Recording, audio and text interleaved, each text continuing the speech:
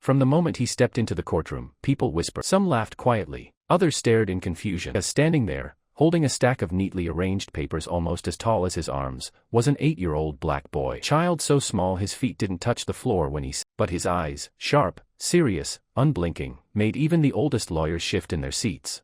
Something about him felt different, and no one, not even the judge, was prepared for what was about to unfold. His name was Malik. He didn't come to play, and he didn't come to watch. He came because he believed something unfair had happened to his family, and he refused to stay silent. While most 8-year-olds spent their weekends watching cartoons, Malik spent his nights reading law books from the public library, not because he had to, but because he believed truth needed a defender. When the judge called the case, the entire courtroom turned toward him. A soft gasp rippled across the wooden benches as Malik slowly stood up, straightened his tiny blazer, and walked forward with the confidence of someone 4 times his age. The opposing attorney, a man with decades of experience, smirked at the sight of him. The jury exchanged puzzled glances. "Is this a joke?" one whispered, but Malik wasn't intimidated. He gently placed his papers on the table, lifted his chin, and said in a calm, steady voice that echoed across the silent room, "Your Honor, I'm representing my mom today, and I'm ready to begin." The judge blinked. The courtroom froze. No one expected that voice from such a small boy. And in that moment, something shifted. People leaned forward. Phones stopped buzzing. A skeptical lawyer lowered his smirk. Because for the first time, they realized, Malik wasn't here to be cute. He was here to make history. The judge tried to maintain his composure, but curiosity tugged at every muscle in his face. "Young man," he said, "are you sure you understand what it means to represent someone in court?" Malik nodded politely. "Yes, Your Honor. I've studied the case file, the statute, and the precedent decision prepared." The courtroom buzzed again, louder this time, but the judge lifted a hand, silencing the whispers. Something about Malik's voice demanded respect. Malik opened his folder with the care of a seasoned attorney. Began recounting details, dates, financial statements, inconsistencies in the opposing party's claims. He spoke clearly, slowly, making sure every word landed.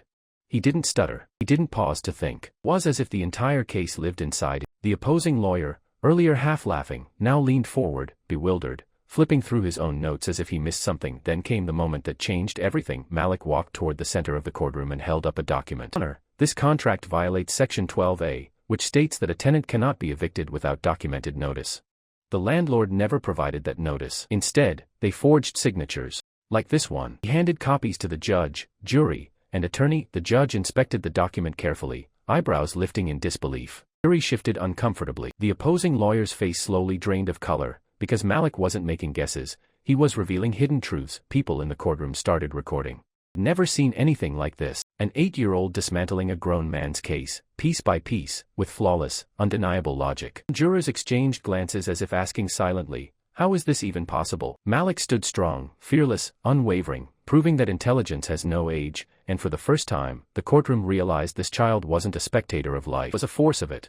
Malik walked back to his table, but before he sat, he turned toward the jury. "Ladies and gentlemen," he said softly, "my mom isn't just fighting for a home. She's fighting for the truth. Nobody, child or adult, should ever be afraid to stand up for what's right." His words weren't dramatic, weren't rehearsed. They were real, pure, and honest. And that honesty seeped into the hearts of everyone watching. One juror, a woman with glasses, felt tears forming. She wiped them quickly, embarrassed to be emotional in a place meant for logic. But Malik wasn't just reciting facts, he was touching something deeper. Human. The opposing lawyer tried to recover his foot. He cleared his throat and launched into his argument, but every sentence wobbled. Every claim sounded weaker now, as if Malik's clarity had exposed cracks in the very foundation of his case. His voice trembled, and papers rustled awkwardly as he tried to find a point strong enough to challenge Malik's, but Malik was ready. He stood again, raising a hand. "Objection, Your Honor." The courtroom gasped. The judge nodded slow. "State your objection." Malik replied, "The attorney is referencing a policy that was abolished 2 years ago. Updated regulation right here." He handed the printed statute forward. The attorney froze. The jury looked at him with new suspicion. And the judge, unable to hide his astonishment, leaned back in his chair, studying the boy with admiration that grew by the second. Malik returned to his seat, calm, composed, completely unaware of the tidal wave of respect he was earning. His mom sat behind him, hands shaking, tears forming as she watched her son, the son she raised alone, standing like a warrior in a world built for adults. In that moment, Malik wasn't just fighting a case. He was rewriting the definition of bravery. As the hearing continued, Malik revealed flaw after flaw in the opposing case. He noticed things no adult had caught: mismatched dates, inconsistent signatures, contradictory testimonies. Every detail he exposed tightened the jury's attention, but the most shocking moment came when Malik approached the witness stand. He looked up, way up, at the landlord who towered over him and asked, politely but firmly, "Sir, Do you remember saying you delivered the eviction notice on March 2nd? The landlord nodded confident. Of course. Malik slid a photo onto the evidence screen. And how were you out of the country that day? The courtroom exploded. Gasps echoed from every corner. Jurors covered their mouths. The landlord stuttered, suddenly drenched in sweat. Continued. This photo shows you boarding a plane on March 1st and returning on the 6th. Couldn't have delivered any notice. So, would you like to change your statement? The landlord broke. He collapsed back into the chair, his lies evaporating under the brilliance of an 8-year-old who refused to be underestimated. The judge rubbed his forehead, speechless. The opposing attorney dropped his pen. New energy filled the room, respect, awe, disbelief. Malik calmly walked back to his seat, as if what he just did was perfectly ordinary, as if exposing corruption was simply part of his day. People in the gallery whispered, "Who is this child? How does he know all this? This boy is something special." And they were right. Was special. Not because he was a genius, but because he cared enough to learn. Because he believed fairness mattered. Because he refused to let adults with power push around the people he loved. And in that courtroom, Malik wasn't just a voice. He was justice. The trial neared its end. The courtroom felt different now, electric, tense, waiting. The judge leaned forward, no longer seeing Malik as a child, but as a mind equal to anyone in the room. "Do you have a closing statement?" he asked. Malik stood slowly.